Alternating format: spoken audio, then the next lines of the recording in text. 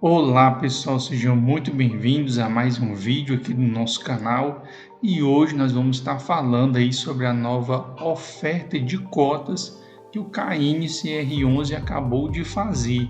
Mas antes de trazer essas informações, peço para você que ainda não é seguidor do nosso canal, que está somente assistindo o vídeo aqui do nosso canal, peço que você possa seguir o nosso canal, curtir, comentar e quem sabe fazer sugestões, certo?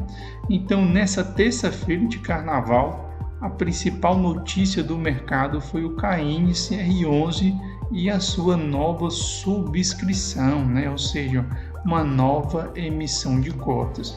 Então, o fundo imobiliário KNCR11, que ele é um fundo de CDI, ou seja, ele se encontra 100% na carteira dele atrelada à Selic, né? Realizou uma nova Assembleia Geral Extraordinária em que os investidores aprovaram a sua 10ª emissão de cotas, né? Então, uma grande quantidade de cotas, né? Ou seja, 10ª emissão, porque os fundos imobiliários eles só conseguem crescer se eles fizerem emissões, né? As respostas recebidas em assembleia vieram de investidores que representam cerca de 4,7% do total de cotas, né? Dos votantes, né? 91,10% foram a favor, né? Então, como nós podemos observar, né? A quantidade de investidores que participaram dessa votação sempre é baixa, certo? Então vocês não se preocupem quando a quantidade de votantes forem muito baixa, porque geralmente é mandado essa votação para o e-mail dos cotistas e geralmente muitos preferem não opinar e muitas vezes nem veem esses e-mails, certo? A oferta do fundo imobiliário prevê a emissão de até 9,913 milhões de novas cotas através de uma realização em 2 séries, né? Essa 10ª emissão do KNCR11 também prevê a possibilidade de que o número de cotas inicialmente ofertadas possam ser acrescidas de um lote adicional de até 25%, né? Ou seja, 2,478 milhões, somando uma emissão máxima de aproximadamente 12,392 milhões de novas cotas, né? Ou seja, a finalidade do fundo é crescer, certo? Então, nessa segunda parte, a principal informação que nós devemos extrair, né, antes de observar a distribuição mínima de cotas, que são 198.275 novas cotas, só que aqui é a distribuição mínima, né? O que importa para a gente é saber essa informação. De acordo com a sugestão do gestor, o preço de emissão das novas cotas seriam de R$ 100,87, certo? Então, essa informação é que é importante para a gente saber o número de cotas, né, que serão lançadas no mercado e saber qual é o preço, né? Então, para isso, nós precisamos vir aqui numa planilhazinha onde acabei fazendo, certo? Então, o que é que nós vamos ter? O número de cotas podem chegar até 12 milhões, certo? Mas o número que ficou definido são 9.913.750, certo? Então, esses 12 milhões podem acontecer, mas o que está certo são 9.913.750. Se nós considerarmos que o preço da cota, da nova cota da subscrição, serão R$ 100,87, embora exista umas taxas que vão ser adicionadas, que acontece, o fundo vai arrecadar, depois dessa subscrição, aproximadamente 999.962, ou seja, aproximadamente 1 bilhão, certo? Então, o KNCR11, né, diante disso, ele vai subir de patamar, né? Por quê? Porque ele já tem um patrimônio gigantesco, né, que o KNCR11 ele já tem, né? E além disso vai sofrer essa nova adição aí de aproximadamente 1 bilhão, né? Ou seja, isso que está acontecendo com ele é extremamente importante, né? Deixa eu explicar para você por quê. A cota dele atualmente está R$ 103,80, né? Então, se está R$ 103,80, né? Então, se está R$ 103,80, significa que ele está entre R$ 103,50 e 104. Ou seja, quem compra a cota deste fundo imobiliário está levando CDI mais 1,94, certo? Por quê? Porque aqui é o índice de sensibilidade. Quanto mais caro você compra um fundo imobiliário, né, menor é a taxa do CDI que você leva, né? Por exemplo, quem comprou ele quando ele estava na casa de R$ 101, levou uma taxa de CDI mais 2,64. Se você comprou agora, no atual momento em que ele está R$ 103,80, significa que você está levando a carteira inteira do KNCR11 Selic mais 1,94, ou seja, você está perdendo aí mais de 0,6, né? E nós sabemos que isso faz diferença, principalmente a longo prazo, certo?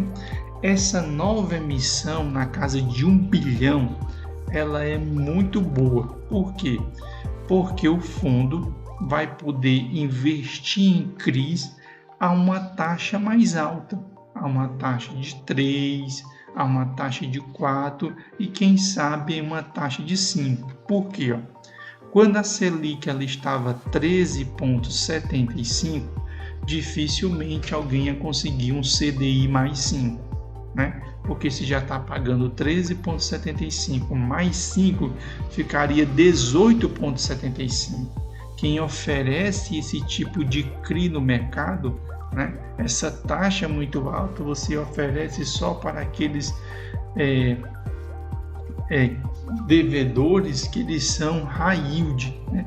Ou seja, que tem um grande risco associado àquele devedor. Aí sim você faz uma carteira dessa, mas geralmente os devedores do KNCR11 geralmente são excelentes devedores. Por quê? Porque o KNCR11 ele é administrado pelo Banco Itaú, né? Então o Banco Itaú ele consegue emprestar o seu dinheiro para o melhor público que existe no mercado, ou seja, para o melhor pagador. Como a Selic ela vem caindo, batendo 11,25 e a ideia no final do ano é chegar à casa dos 9%, então você consegue entender que é possível agora nessa nova emissão o KNCR11 comprar CRIs CDI mais 5. Por quê? Se no final do ano a gente bater 9 mais 5 dá 14. Então já não fica tão arriscado uma vez que ele vem caindo, né? E se bater 8 mais 5 vai dar 13%. Então eu acredito que essa nova emissão do KNCR11 é muito boa para quê? Para que ele possa comprar CRIs CDI mais 4, CDI mais 5, porque uma característica do KNCR11 é não despencar drasticamente quando a Selic cai. Ele continua pagando bem menos, mas ele continua pagando. Quando a Selic sobe novamente, ele consegue colocar no bolso do cotista o melhor dividendo, certo? Um outro ponto interessante é que a cota dele está R$ 103,80, né? Então nós vamos fazer aqui um pequeno cálculo do preço teto para ver se ele está alto ou se está baixo, certo?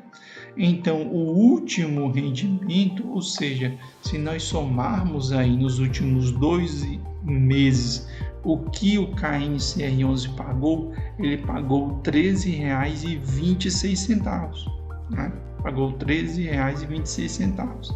Se nós considerarmos um dividend yield de 10%, por que você não está colocando 6%? Porque isso aqui não é ação. Por que você não está colocando 8%? Porque isso aqui não é tijolo. Por que você está colocando 10%? Porque 10 é para papel na minha concepção. Dificilmente um fundo de papel ele deve pagar menos de 10% de dividend yield para o seu cotista, uma vez que a finalidade de um fundo de papel é pagar dividendo. Então eu aceito um dividendo médio de 8% para um fundo de tijolo, porque ali a finalidade dele é pagar dividendo, a finalidade dele é valorização da cota e a finalidade dele é aumento do valor patrimonial. Fundo de papel, o objetivo dele é pagar dividendo, então ele tem que pagar no mínimo 10%. E se nós colocarmos esse mínimo de 10%, nós vamos chegar num preço teto de R$ 132,60, ou seja, atualmente ele está R$ 103,80, ou seja, está muito distante do preço teto dele, ou seja, do mínimo de 10% que ele poderia pagar, certo?